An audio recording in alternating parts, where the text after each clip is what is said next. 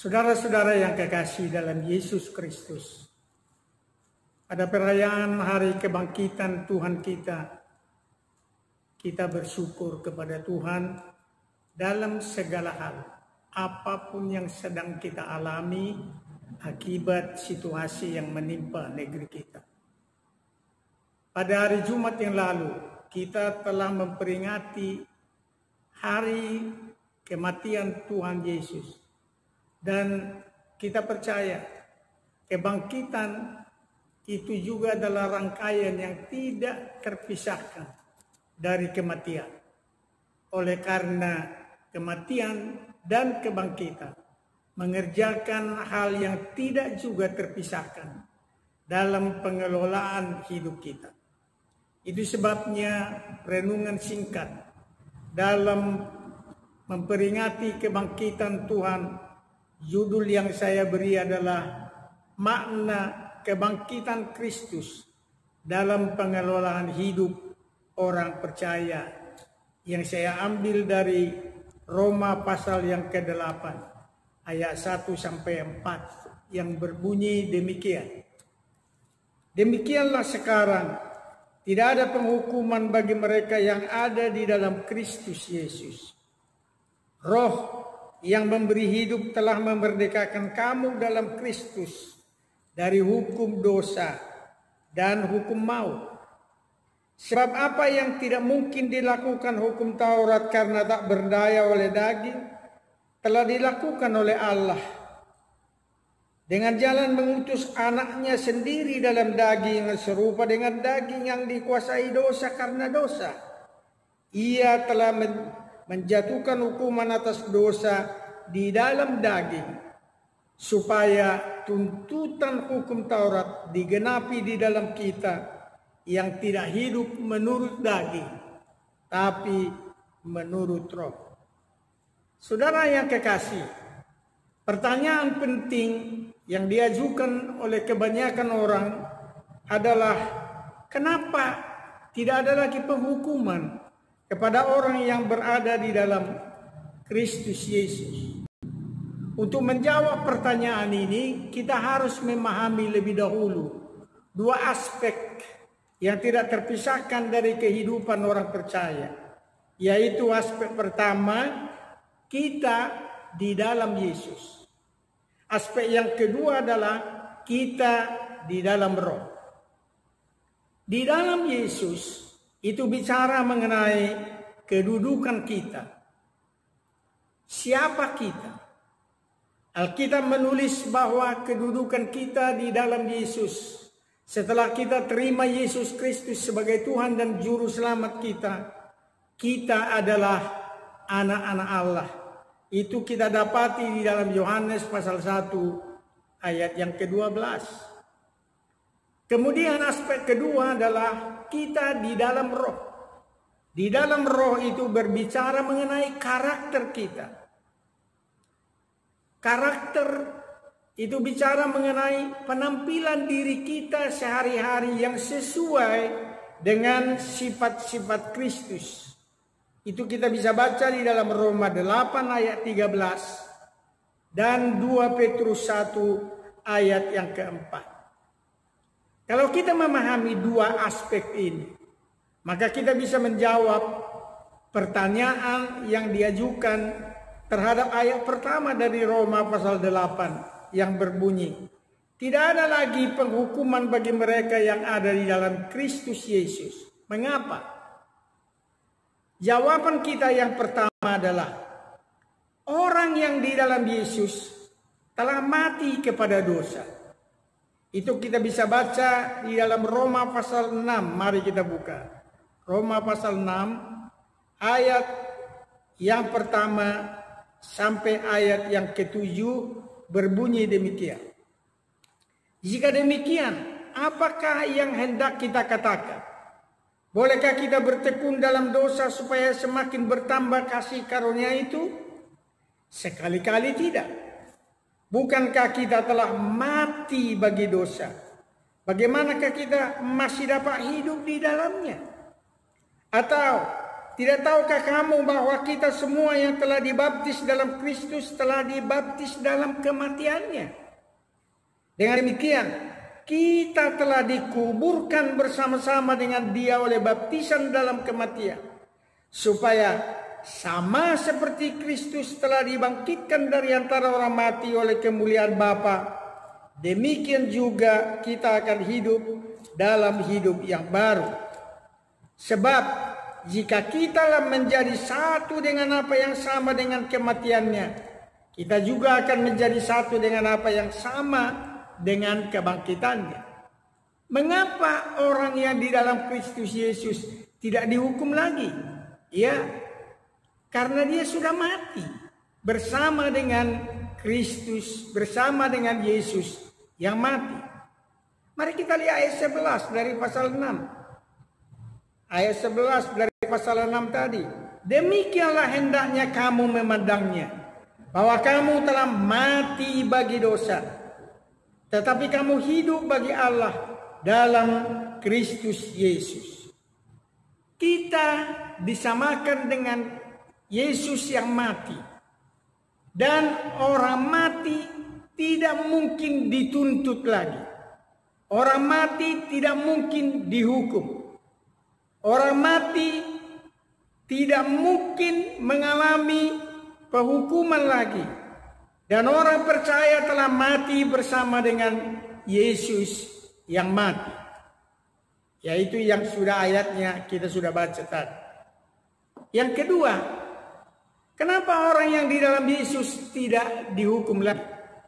Yang kedua adalah orang yang di dalam Yesus telah menggenapi tuntutan Taurat.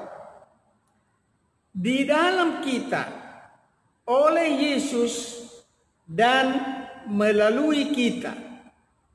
Saudara yang kekasih, orang yang sudah mati bersama dengan Yesus tidak dituntut lagi karena dia sudah mati. Dan di dalam Yesus yang mati, tuntutan Taurat sudah digenapi. Maka kita yang ada di dalam Yesus itu dianggap telah memenuhi tuntutan Taurat. Di dalam Yesus yang tidak bersalah. Karena kita ada di dalam Yesus, Yesus di dalam kita, kita pun tidak bersalah. Oleh karena kita tidak bersalah, maka kita tidak akan dihukum lagi. Itulah ayat yang kita baca di dalam Roma pasal 8 tadi. Ayat 3 dan 4 saya baca kembali. Sebab apa yang tidak mungkin dilakukan hukum Taurat karena tak berdaya oleh daging telah dilakukan oleh Allah.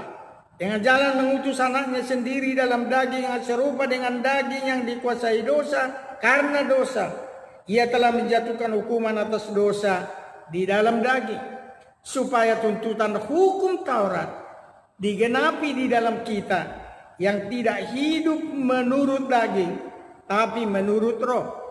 Kita yang hidup di dalam Yesus. Yesus telah menggenapi tuntutan Taurat dalam kematiannya. Kita yang di dalam Yesus diterima oleh Allah sebagai orang yang juga menggenapi tuntutan Taurat. Karena Yesus yang menggenapi tuntutan Taurat itu ada di dalam kita. Dan kita ada di dalam Yesus. Karena itu kita tidak akan dihukum lagi. Karena kita sudah menggenapi tuntutan Taurat. Yang ketiga, kenapa orang yang di dalam Kristus Yesus tidak lagi dihukum? Jawaban yang ketiga adalah orang yang di dalam Yesus berada di bawah hukum roh oleh karena kebangkitannya bersama dengan Kristus. Maka tuntutan bukan lagi perbuatan, karena perbuatan telah gagal oleh daging.